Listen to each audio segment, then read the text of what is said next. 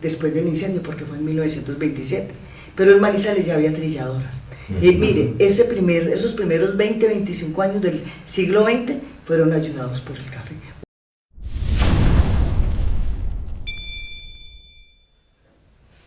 Hola, nuevamente estamos aquí en nuestro podcast del Legado del Fuego que venimos haciendo en las últimas semanas. Como he dicho siempre al inicio de estas sesiones, de estos capítulos, tenemos temas diferentes. Hoy vamos a hablar sobre el café. El tema del café es muy importante, sobra decirlo aquí en la región, en el centro occidente de Colombia. Es un momento de la historia del país, no solamente de la región, sino del país, que modificó sustancialmente la vida económica, pero también la vida social y política en el territorio de esta parte del centro occidente de Colombia. Y para ello hemos invitado a una persona que se ha dedicado a estudiar la región, a estudiar historia también de los problemas de la región, Mariela Márquez, a quien conocí primero por su voz cuando era periodista en emisoras, que recuerdo, no se me va a olvidar nunca, Mariela Márquez, Caracol, Manizales, cuando siempre se presentaba. Mariela, muchas gracias por haber aceptado la invitación para estar aquí con nosotros hoy. Mariela es comunicadora social y periodista de la Universidad Externado de Colombia, de la Tadeo Lozano, estudió también en la Santo Tomás Filosofía de Historia, y aquí en la Universidad de Caldas hizo su especialización en educación. Es profesora en nuestra universidad, aquí en Manizales, en la sede de Manizales de la Nacional. Fue periodista de emisoras de Todelar y de Caracol muchísimos años, yo creo que más de 30 en total. Sí, yo creo que 30, sí, nos sumo a 30 con Todelar. Por ahí. Entre Caracol y Todelar. Entre unas y otras. Y ha escrito también, pues por supuesto, por su actividad de periodista, pues tiene muchísima información sobre muchos hechos, muchos acontecimientos, no solamente el tema del café que nos trae hoy, sino muchos otros acontecimientos de la historia de la región. Entonces vamos a hablar con ella sobre el café y el impacto de este grano y el comercio, el cultivo, el comercio y el beneficio del café en esta región. Para ella. Listo, profe, un gusto estar aquí. Muchas gracias, Mariela. Y bueno, para comenzar esta conversación, lo ideal es, si están de acuerdo, un cafecito, claro, ¿cierto? Por eso, el día de hoy quisimos hacer algo diferente. Lo que traemos es un Borbón ají tropical, así se llama la variedad de café. Lo compré en el Café Fest que hubo hace como 2 semanas. ¿Ustedes asistieron? Sí, Manizales, claro. Sí. Un encuentro muy importante. Demasiado. La cantidad de cafés que hay en Caldas, en Colombia, es impresionante. La verdad, si alguno de ustedes están viendo, se lo recomiendo mucho. Vamos a preparar café en prensa francesa. Para ustedes, ¿cuál es el método preferido para hacer café mientras hacemos? El más fácil. ¿Cuál? Entonces, digamos, instantáneo. El más fácil, sí, el instantáneo. Instantáneo, sí. Si uno coge el agua, calienta el agua, bien calientica, le echa el cafecito y listo. Ya. Pues en el día a día, digo yo, los que vivimos de afán, porque ya entiendo que hay muchas formas de hacer el café, claro, pero claro. En lo cotidiano ese es el más, por lo menos en el hogar, es decir, como es el más seguido, más constante.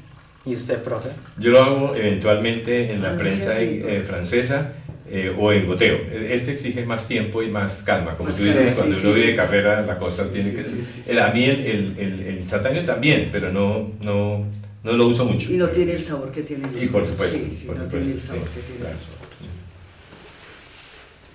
Sí, demasiado. Yo les confieso que hasta hace unos 3 años, antes que tuviéramos la finca, también era solo el café instantáneo o cualquiera. Luego uno aprende, hace un año aprendí todo acerca sobre el beneficio del café y tal. Pues mi familia adquirió una finca y nos dedicamos a cultivar, a sembrar café, a recolectar. Toda mi familia, les cuento, es cafetera. ¿Y el sur del país? Le entiendo que sí, Nariño. Nariño, del Tambo, está a 1 hora de Pasto. Un clima muy templado, muy calientico, ideal, con bastantes lomas. Que eso me acuerdo la vez que le conté al profe que allá en mi pueblo cultivábamos café. Él no se lo creía. Y sí, poniéndonos a pensar, Mi pueblo pues tiene como muchas características que comparten con esta región, o sea, un clima muy templado, muy caliente, una zona volcánica donde la tierra es muy fértil y la presencia de varias lomas, montañas, que es lo ideal para el cultivo de café, ¿cierto? El cultivo de café en Nariño es nuevo, ¿no? Sí. Claro que no hay que olvidar que de Brasil también llegó y entró por Nariño, por el por el sur Sí, también. entró por Venezuela, porque los jesuitas lo trajeron hacia América por las Guyanas, pasaron a Cuba, de Cuba pasó a Venezuela, de Venezuela entró por Santander, bajó un poquito a Guainía, pero después también vino por Brasil, entonces ahí fue donde entró a una parte de Nariño y al Cauca. Pasó a la zona del eje café, como ya nos llaman hoy, Sí. es el estado de Caldas, el estado de Antioquia, y ahí fue donde subió, ahí fue donde también llegó a Antioquia, que ya después fue Antioquia la que se encargó de promoverlo más Claro. en esta zona. Muchas gracias, muy amable, Brian, vamos a probar. Bueno, entonces comencemos, Totalmente Mariela. distinto el sabor. Está muy rico, sí. Comencemos la historia, el periplo del café del oriente de África hasta por acá. Bueno, mire, para poder hablar de café hay que por lo menos partir de dónde surge, en Etiopía, en África. Y si lo pusieron cofe, es con K y doble, unos sacerdotes que veían que le daban, que mezclaban, lograron, ellos dicen que era con piedras, lo lograron más o menos producir, cultivar y después producir, y la gente quedaba contenta. Entonces quiere decir alegría y fortaleza en el lenguaje de ellos. Entonces en Etiopía ya se cultivó, se extendió una parte muy amplia de África, pasó a Europa. ¿Quiénes lo trajeron? En todo el tema de las cruzadas, los sacerdotes. Entonces llegó a Europa, por eso París son los cafés.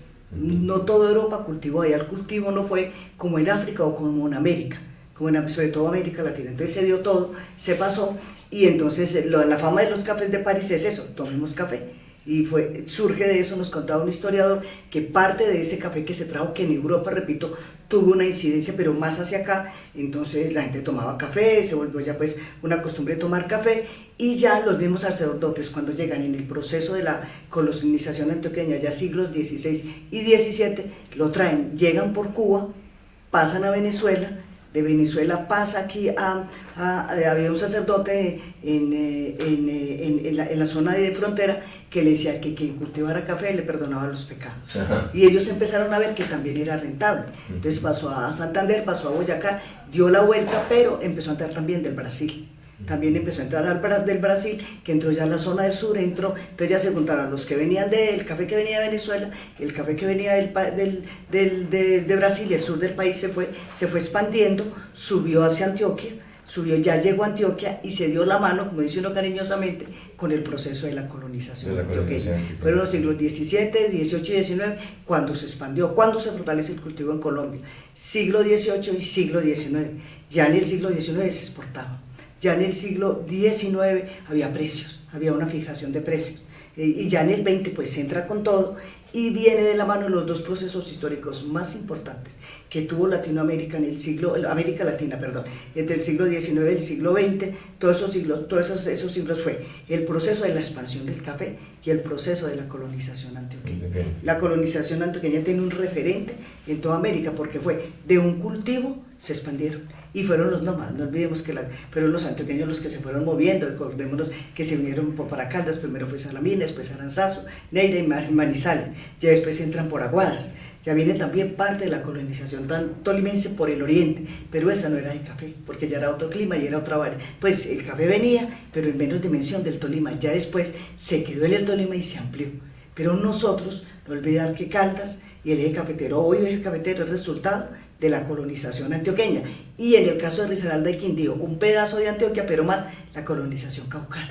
Nosotros somos más Caldas, más de la antioqueña y de la tolimense. No hay que negar que el oriente, Dorada y los municipios del oriente es la colonización tolimense, y sumó un poquito la antioqueña. El resto de Caldas es Antioquia, una partecita de Risaralda y Quindío, cuando en ese entonces, no olvidar, profe y jóvenes, que éramos, aquí Brian, que éramos un departamento, el Gran Caldas. Ya en el 66, 1906 nos abrimos, nos dividimos, se quedaron 3 departamentos, pero eso se recuerda la historia y destaca la historia en América Latina. Proceso de la expansión del café en Colombia, que nos llevó a ser los segundos productores después de Brasil. Primer productor en el mundo, Brasil. segundo es Colombia todavía, seguimos siendo segundo, tercero, y con la ruptura del Acuerdo Mundial en 1991 volvió a fortalecerse en África. Hoy África, Etiopía, es uno de los países productores de café. Bueno, recordemos que en Colombia en general lo que cultivamos es café arábica, porque existen 110 variedades, si exacto, no estoy mal. Exacto. La otra variedad que está muy presente en el mundo es el café robusta, que es otro tipo de café, que este café se da sobre todo en lo que es Brasil y Vietnam y otras partes del mundo. Y les tengo el dato por qué. El café robusta al ser como de otra especie, tiene otras cualidades, se siembra en otros ambientes, se siembra en unas altitudes menores a 800 metros sobre el nivel del mar. En cambio el café arábica se cultiva a más de 800, entre 1000, 1900, 2000 incluso, y ya es café de demasiada altura. Otras diferencias que hay entre el café arábica y el robusta es que el café arábica es mucho más suave, y eso fue algo que en los libros que me prestó el profesor Juan Manuel hablaba mucho, y es que Colombia, cuando apenas empezó todo este mundo del café, y Colombia pues por el café arábica, porque pues teníamos más presencia en montañas y tal, entonces acomodaba para este tipo de variedad. En cambio pues Brasil, todo lo que es Vietnam, era mucho más, también, de Etiopía todo era más bajito, entonces se quedaron con la variedad robusta. Esas variedades han ayudado mucho, y en el caso de la que tiene Colombia es que es muy resistente a la broca y a la roya, a las enfermedades, a los insectos, entonces es más resistente. Pero café, lo que dice él, esa cualidad de saber escoger qué café cultivamos nos llevó y nos tiene todavía. El primer país es Brasil, seguimos nosotros, Vietnam también nos ha quitado pues ha obtenido más mercado, y Etiopía, pero el café colombiano y el café brasilero es el más reconocido en el mundo. Y lo que dice Brian, que tiene Colombia, diversidad de climas. Y hay muchos departamentos, somos 32 departamentos, se calcula que por lo menos en 20 departamentos se cultiva café, más o menos 330, 350 municipios, y el país se desarrolló y se fortaleció económica y socialmente por el café en el siglo XIX y XX. Mire, ¿se acuerdan de la toma del Palacio de Justicia, el temblor, el terremoto en Popayán, el volcán del Ruiz? Todo se recuperó con plata de los cafés. Y la última zona donde llegó la guerra fue el eje cafetero, hoy eje cafetero, Caldas, Quindío y Risaralda, porque aquí, ¿qué ayudó el café? Que el campesino, la mayoría en ese momento eran de 3, 4 hectáreas, pequeños caficultores, hoy está más repartido, mitad puede ser más grandecito, de más hectáreas, y el resto sí. Entonces esos cafeteros se dedicaron al café, donde no hay coca, en las zonas productoras de café. Y solo pasó en Samaná, estando en pleno conflicto, y llegó la guerra, y ellos cambiaron, y fue el único municipio que sin un proceso de presión volvieron al café, porque en el momento que fueron a la coca, ¿por qué se fueron a la coca? Por la guerra, presionados por los grupos ilegales. Samaná, que queda al oriente de Caldas, muy afectado por el conflicto, entonces cuando pasaron a la coca. Es el único municipio en el eje cafetero, Caldas, Quindío y Risaralda, que ha tenido esa variable. Y la última zona del país donde llegó con toda la fuerza a la guerra fue el eje cafetero, porque aquí ¿qué hizo la caficultura y los sectores cafeteros y el gremio cafetero? Agua, luz, escuelas, aquí estaba todo, salud. Entonces, y en muchas zonas cafeteras era así, había agua, había luz, todo lo daba, casi que el Estado, casi que la Federación de Cafeteros y los comités de cafeteros se convirtieron en el Estado. Claro, y que el país vivió 5 bonanzas cafeteras, 6, una en el siglo XIX y 4 o 5 en el siglo XX. Entonces con esa plata se recuperó el Palacio de Justicia, se construyó en un año. Nos ayudaron a los afectados por el volcán, el terremoto de Popayán, el terremoto en Armenia. Todo era plata del café y plata legal. ¿Qué dice el mundo? Admirable en Colombia, que un gremio como ese se haya mantenido en la legalidad, porque mire, la guerra los afectó, y se aterran que en zonas de guerra cultivan café y no pasan a la coca. No pasan a la coca. Ahora, ¿qué ha ayudado? El manejo del mercado y los precios. ¿Qué nos afectó? Cuando en el 90-95 se rompe 92-93 se rompe el pacto de la OIC, el Acuerdo Mundial del Café. Ahí llegó todavía al país, tiene una alta dependencia del café en zonas rurales y en muchos departamentos, pero no lo digo despectivamente, ese aporte que se dio, pues lógicamente bajó. pero se mantienen. Y lo más admirable, decían unos expertos que vinieron de Brasil, como un país se mantiene con un elemento como la caficultura muy válido, donde el efecto de la guerra y los cultivos de coca no llega. No llega. Mire, ¿qué hizo Evo Morales en Brasil? Sustituyó la coca. Cuando la coca para ellos es una planta, Bolivia, perdón, cuando la coca para ellos es una planta sagrada. Pero él dijo, con la guerra vamos, ¿a qué se fueron al café? Aquí no se puede sí, eso, sí. No, hay un antecedente que siempre me ha parecido muy interesante. Hablábamos en otro capítulo del podcast con el profesor historiador Albeiro Valencia, hablando de la parcela que los colonos antioqueños hicieron para sobrevivir en ese momento de ocupación del territorio, que no tenían pretensiones de tener grandes extensiones de tierra, sino un pedacito de tierra para sobrevivir, donde tener su casa, su huerta, su cementera, sus animales y tal. Y esa parcela, ese minifundio, como se conoce económicamente con la visión económica hoy, es el origen del minifundio cafetero, después, porque ellos son los que después cultivan café en ese mismo minifundio, y por eso la riqueza del café se expandió entre mucha gente. En vez de tener como se produce el arroz, por ejemplo, o la ganadería en grandes extensiones de tierra, el café se produce en pequeñas parcelas. Hay, por supuesto, grandes fincas cafeteras, obviamente, en el país, pero hay también unos límites en estos minifundios cafeteros que produjeron toda esa riqueza que tú dices a mucha gente. Entonces, no, y lo que es muy importante hacer esa acotación, ¿por qué? Porque, ¿qué se hizo? ¿Quién era el que se venía a colonizar? Y lo leí esta mañana precisamente cuando estaba haciendo un recorrido para que no se me olvidaran los temas. Los pobres. Decía el libro, los expertos en café decían, ¿quiénes fueron los de la colonización antioqueña? El que no tenía, el que le tocó irse, venga, me muevo, los que se movieron. Entonces destacaban eso. Campesinos muy pobres que se quedaron en el café y salieron adelante. Y decían eso, muy pequeña la parcela, eran parcelas muy pequeñas. Ya después, avanzando en el siglo XX, pues se ampliaron los cultivos de café, entonces ya el que quería pues tenía una parcela más grande. Pero decían ellos, por eso es que destacan en América Latina el proceso, campesinos muy pobres que se vinieron o se fueron en un proceso de colonización, en el caso de nosotros. Y en el caso del Cauca y del sur del país pudo haber sido distinto, pero que decían ellos, de 100, 80 pequeños, muy pequeños, gente de muy escasos recursos que tomó la tierra, eran nómadas para quedarse. Vengo y colonizo, la colonización antioqueña y me quedo. Y ese sí es muy importante. Y eso es lo que admira el mundo, cómo humildes campesinos lograron hacer eso y lograron sostener un país. Colombia, yo pienso que no se ha dimensionado el aporte del café, y cuando nace la Federación de Cafeteros y nacen los comités departamentales de cafeteros, se fortalece, y hay que tener en cuenta, y eso hay que decirlo.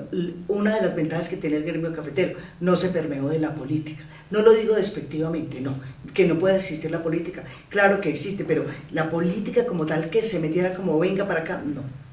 Usted en los pueblos ve el comité de cafeteros, ve los cafeteros, participan en procesos, pero que la federación o que tal como venga hagamos, no. Entonces eso también, decía el experto, le dio mucha independencia al gremio y le dio sostenibilidad. No se dice despectivamente porque la política no lo sea, sino que dicen ellos, como un gremio con esa fortaleza se mantiene aquí independiente, aporta al país. Lógicamente existían los procesos democráticos, no se afectaron, pero mire, ellos decían, la política, nosotros como decir, venga encargo lógicamente de instituciones, sí, un cargo de la Federación de Cafeteros, pues el gobierno de turno nombra, pero no como ellos decían en la localidad, no, y haga profesor y Brian esa relación, y verdad, usted va a un pueblo, están los cafeteros, sí votamos, pero que usted vea al cafetero haciendo la campaña, o al comité, o a la institucionalidad, no. Entonces ellos decían, algo positivo dentro de todo, no están diciendo necesariamente que la política sea mala, pero el día que la política se permea, y permean no todos los seres humanos, pero algunos líderes permean mal, es cuando se devuelve. Entonces eso sí hay que decirlo, la federación se ha mantenido, la estabilidad, mire, el Cenicafé, todas las instituciones que se crearon, Cenicafé, la Fundación Manuel Mejía, porque primero nace la federación, comité, fue entre Caldas y Antioquia, después del incendio, porque fue en 1927, pero en Manizales ya había trilladoras. Mire, esos primeros 20, 25 años del siglo XX fueron ayudados por el café. Hubo una crisis terminando el siglo XIX de precios, fuertesísima la crisis, empezó internacional. Sí, internacional, y afectó a Colombia, lógicamente. Entonces empieza el siglo un poquito duro, pero mire que ya cuando lo del incendio ya estaban las fábricas, ya estaba Luque, ya había fábricas, ya estaba el cable aéreo, ya estaba el ferrocarril, que ese es gobierno, ¿cierto? Es ese estado, pero el café estaba ahí, leí esta mañana, recordé en el texto, yo escribí un libro que se llama, ¿cómo dice? Espera, verá que ahora ya me olvidó mi libro, un libro que habla de los 100 años, Caldas y Café, la leyenda apenas comienza. Entonces ahí se cuenta, cuando el incendio había 95 empresas en Manizales, solo en Manizales, la mayoría exportadoras de café, trilladoras, era lo más común, era, acordemos, profe, Brian está muy joven, entonces su abuelo se puede acordar, estaban las trilladoras, ya estaba la Luker, que fue en 1909, ya estaba Fósforos el Rey, y decía el experto que nos dio esa charla para escribir el libro, el café ayuda a que se fortaleciera la industria. Claro. Por eso Caldas y Antioquia fueron los departamentos, que empezando el siglo XX fueron los que más aportaron a consolidar la industria en Colombia. Claro. Con empresas regionales.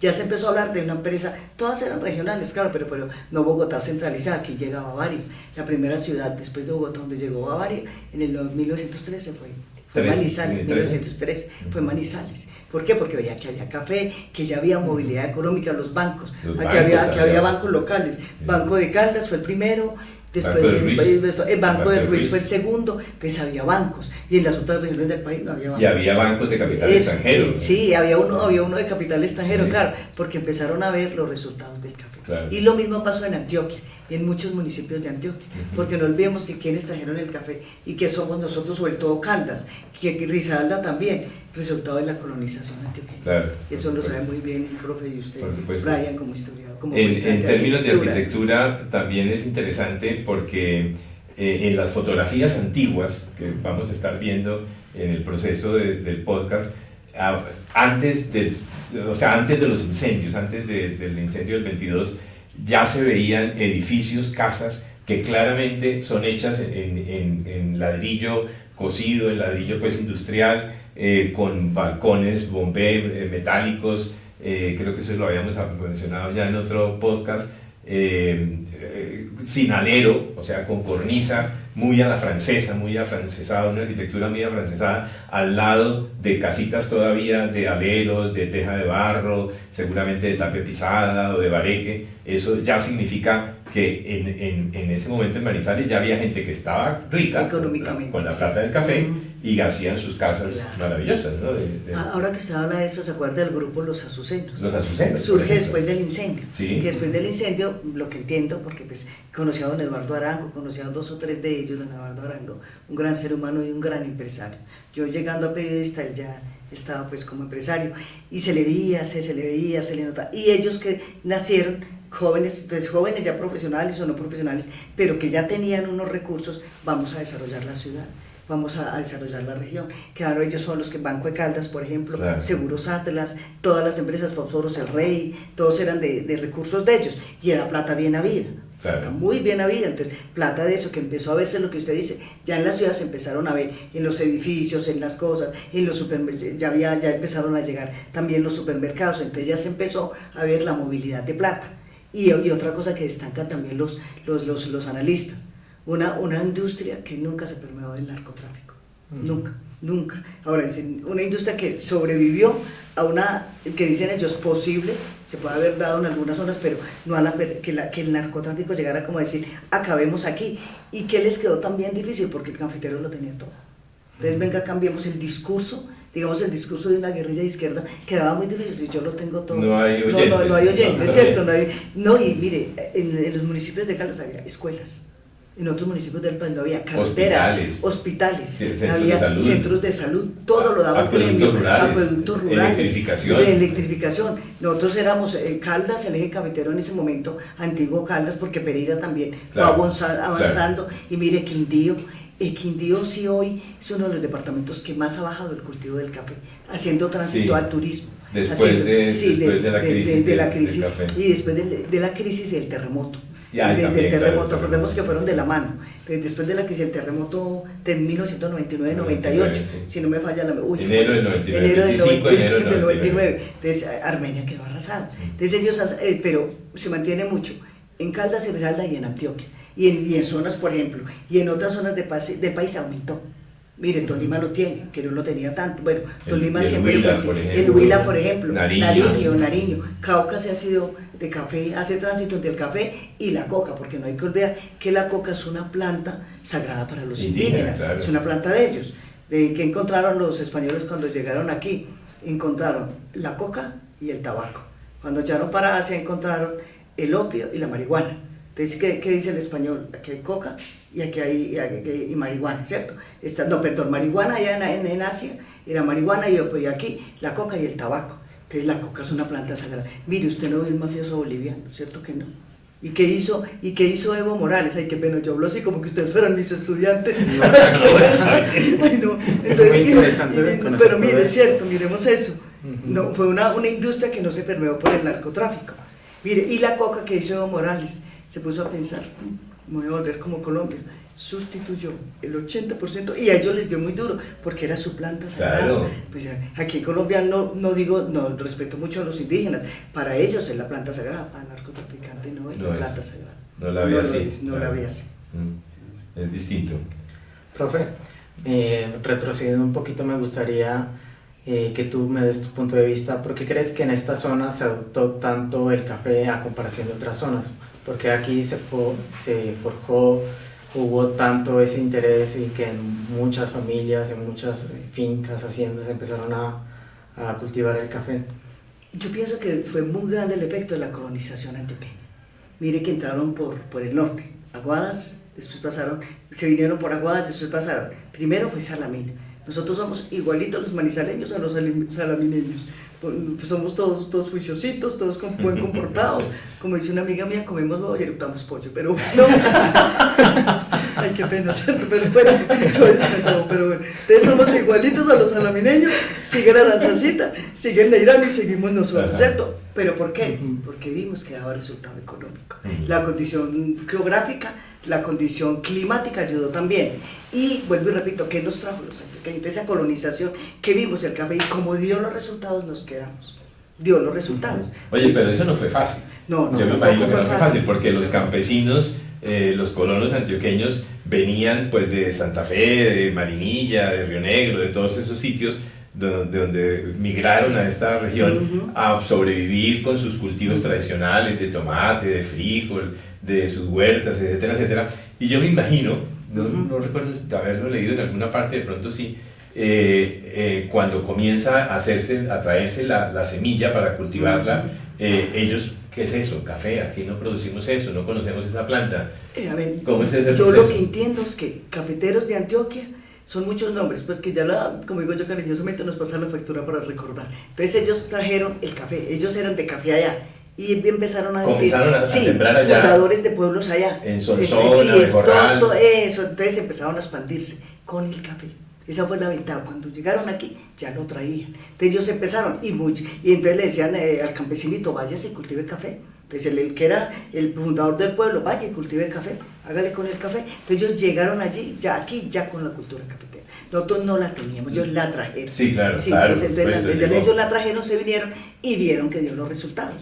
Y veníamos de un cultivo desde el siglo XIX. Claro. Es que desde el siglo XVII y XVIII, ya en el XIX ya exportamos. Entonces otras zonas del país, el Cauca por ejemplo, ya reconocían que se veía, que servía y que daban los resultados. Entonces uno mira y por eso es que nosotros en eso del café, el clima y la tierra también ayudó, y los que se vinieron eran campesinos muy pobres. Entonces venga, váyase, cultive café, haga aquí, pero yo lo que entiendo y lo que leímos y lo que se ha leído en los textos que también tienen los expertos en café de la Federación de Cafeteros, ellos se vinieron a cultivar café. Arrancaron con eso, caminen, se vinieron y todos eran, lo que se dice, se vinieron en un proceso especie de migratorio. Pero ahora lo que también aceptan o reconocen es que eran de muy escasos recursos. Sí, claro. Y se fueron expandiendo y nos fuimos quedando. Y ya se fundaron, mire, Salamina, mire lo bonito que es Salamina, miremos Aranzazu, Neira y de último Manizales. Nosotros quedamos en el Altico, ¿cierto? Que uno dice, cuando nos subieron por aquí, ¿cierto? Quedamos en el alto, pero mire, estamos aquí. Después siguió Chinchiná, ya después viene lo del oriente, que es más del Tolima, Victoria, Pensilvania, toda la zona del oriente, Samaná, pero también Samaná, pero también venían del Tolima. Hubo una presencia, porque no hay que olvidar que una zona del oriente de Caldas limita con Antioquia. Hay zonas, dos o tres municipios delimitan con Antioquia, entonces también entraron por ahí. Entonces ya se fortalece. En lo que yo percibo y entiendo es que se vinieron fue a cultivar café. Entonces ya se quedaron aquí, ya vamos pasando, ya cuando es la cultura del Gran Caldas, ya acá Risaralda también lo tenía viniendo del Cauca, que también lo tenía Armenia, porque también ellos, lo que es Risaralda y Quindío, tienen un factor más preponderante de la colonización caucana, que tienen también de la colonización antioqueña algunas cositas de municipios cercanos, y más de nosotros que de Antioquia, porque nosotros ya estábamos con la mezcla de esas culturas, es la mezcla de esas culturas. Que se siente más allá en el sur. Claro, se siente más en el sur. Aquí claro, se siente más el mundo. Mire que el pereirano es más abierto. Nosotros somos una sociedad más conservadora. El pereirano haga cuenta un caleño. Sí, usted haga cuenta un caleño más abierto. Nosotros somos una sociedad no cerrada, pero sí más conservadora. Más conservadora. Nosotros sí somos más conservadores. Por supuesto. Y ahí también después la influencia boyacense, ¿no? De la migración boyacense. Nos falta la boyacense, claro. Por la parte alta. ¿Por dónde entraban? Ellos entraban por San Félix, por Marulanda, por la zona del oriente. Sí, que son paperos, ellos venían de cultivar papa en su tierra, huyendo también de la violencia. Y se nos han olvidado el efecto de las guerras. Sí. Fuera de venir a cultivar café, ellos estaban huyendo. Entiendo de un texto que dice Gabriel García Márquez, que no acabamos de saber quiénes somos. Él habla desde todo el proceso de colonización, desde colonización española hasta finales del siglo XIX y XX, habla de 23 conflictos armados, entonces que eran por zonas, que eran por regiones, entonces también huyendo de los conflictos, se venían huyendo. Hablamos muy bueno de que se unieron a cultivar, pero también que los hizo venir las guerras. Él sí dice, las guerras le dieron una transformación a Colombia que aportó en su momento, porque hoy que vivimos un proceso de gentrificación. Sí. Sí, y el proceso de gentrificación nos puede afectar. Sí. Para que quienes nos están oyendo, gentrificación es lo que hoy llaman los expertos, yo sé que lo saben muy bien, como buenos arquitectos, la urbanización del campo. Y está teniendo un efecto social muy complejo. Claro. No lo hemos dimensionado, decía un analista, sociólogo que yo estaba escuchando, y dijo, no hemos dimensionado el efecto que pueda tener. Aquí no fue la urbanización del campo, sino la colonización del campo, que se mira desde otra, cuando el campo estaba olvidado. El campo era solo. Eran más las ciudades pequeñas y la gente concentrada en los municipios, en las urbes. Ya fueron saliendo y se fueron viniendo y se fueron yendo. La migración de la violencia, ¿no? De la violencia política. De la violencia política. De los 30, 40, 50, que las guerras del siglo XIX, los conflictos del siglo XIX. A las ciudades, que eran pues las ciudades principales en esa época, iban generando en las ciudades esos cinturones de miseria que constituyeron un problema social tremendo, ¿no? en las ciudades, y eso hace pues que las ciudades se vayan expandiendo y llegar a momentos incontrolables en los 50, 60 de esos barrios de invasión. Aquí en Manizales pasó también. Cuando mire, Colombia es el país, somos después de Siria y hoy después de Ucrania, éramos primeros toda la mitad del siglo XX, con el mayor desplazamiento interno. 6 millones de desplazados que llegaron a las urbes. Acuérdese lo que usted dice, profesor Juan Manuel, cuando aquí en Manizales, en las calles, y esa fue una migración muy compleja, primero porque es forzada, y segundo porque se vino toda la familia. Si vemos la migración venezolana, ustedes no han notado, no vemos adultos. Gente joven. Mucha gente entonces, pero en esa migración, cuando se vinieron los desplazados, era el anciano con el hijo, con el nieto, sentados en un andén en la Plaza de Bolívar. Ese a ustedes jóvenes, porque nos los tocó al profesor y a mí, pero eso fue el desplazamiento y fue de una guerra forzada. Entonces, ¿a dónde llegaban? A las urbes, a la ciudad. Claro. Aquí llegaban de Samaná, llegaban más del oriente, llegaban del sur del país. Y ahora que, mire, lentamente se pudo dar, pero ¿qué dice hoy el mundo? El fenómeno migratorio por una guerra más grande que se tuvo finalizando el siglo XX fue Colombia. Y están registradas en la unidad de víctimas 6.300.000 por desplazamiento. Desplazadas, muchas pudieron volver, claro, lentamente, como ya los jóvenes que vinieron con el abuelo se quedaron en la ciudad, ya no volvieron, que es el problema que hoy tiene la caficultura. falta de recolectores. Sí. Antes no, antes en el agro y en las zonas, en los municipios había jóvenes, ven, porque ¿quién es el recolector? Preferiblemente una persona joven. Pero ese fenómeno de desplazamiento en Colombia, claro, también afectó y se dio, no digamos que un abandono del campo, pero dificultó mucho la operatividad del campo, porque ¿quiénes se vinieron? Los de los municipios, los de las zonas rurales. Aquí en Manizales, ¿para dónde se movía uno? Y aquí no llegó la guerra. ¿A dónde llegó la guerra? O sea, a los municipios más alejados de las grandes urbes. Claro. Entonces ahí es donde también se ve mucho ese proceso. Claro. En ese momento, Mariela, sí, por supuesto, la institucionalidad cafetera es muy fuerte, lo que tú decías antes, los comités, la federación, pues... Que nace en Caldas. Sí, los comités de cafeteros, toda esta organización es fantástica, pero uno oye mucho en los pueblos, especialmente a la gente quejarse del precio del café. Digo yo unos pocos años antes, sí. Yo trabajé un tiempo en Salamina y oía, sobre todo en las esperas, en las colas en el banco, oía a la gente mayor, sí. Quejarse, que me acuerdo mucho una vez que estaban dos señores detrás de mí hablando que a sus hijos jóvenes les habían dicho que se fueran para la ciudad, para Medellín, para Cali, para Manizales, que pues eso la tierra no da, eso, yo porque ya me acostumbré a eso, ya soy cafetero y así me va a morir. Pero hoy en día ha cambiado ese paisaje. Ahora, ¿qué es lo complejo hoy? Que en eso nos puede ayudar Brian. ¿Qué es lo complejo hoy? ¿Y qué fue lo que hizo que ese aporte o ese poder y esa fortaleza económica que tuviera el gremio cafetero prácticamente no se terminara, pero bajara? Éramos el primer exportador de café en el mundo. Inclusive por número de sacos superábamos a Brasil. Brasil lógicamente producía más, pero comparativamente de nosotros con ellos, pues podíamos... Entonces, ¿qué pasó ahí? Nos fuimos a estaba la Organización Internacional del Café, era regulado. Entonces los países productores y mayores productores con los países consumidores pues regulamos. Cuando fue... le tocó a Virgilio Barco, no fue César Gaviria, con el presidente de Estados Unidos, dijo, no, vámonos a un mercado abierto. Entonces, eso abrió lo que pasó con el petróleo. Venezuela, no olvidemos que Venezuela eran los ricos y nosotros éramos los pobres, porque ellos son petróleo. Cuando empieza el siglo, ¿qué tiene Venezuela? Irán, Arabia y Venezuela, los primeros productores de petróleo en el mundo. Entonces ellos eran los ricos, muy queridos con nosotros, ¿para qué vamos a decir que no? El sueño del tío Dino era el sueño venezolano, no era el sueño norteamericano. Y vivieron siempre el café. Ellos tienen una dificultad frente a nosotros, son más industria que agricultura. Mira, aquí en medio de una guerra, y nos hemos sostenido, ¿por qué? Porque por el campo. Entonces, ¿qué pasó en Venezuela? Se rompe, se va la organización de petróleo, se va a un mercado abierto, ahí llegó la crisis en Venezuela. Entonces los mercados abiertos pues son buenos, porque dan más participación, pero que quitan la hegemonía de otros países mayores productores que pueden tener un manejo del mercado. A propósito de eso, Mariela, digamos, de haber desbaratado la Organización Internacional del Café a finales del siglo XX, ¿se dio por qué? ¿Qué fue lo que pasó exactamente? Tómate tu cafecito después. Era George Bush padre. Estoy echando de cabeza cuál era el presidente.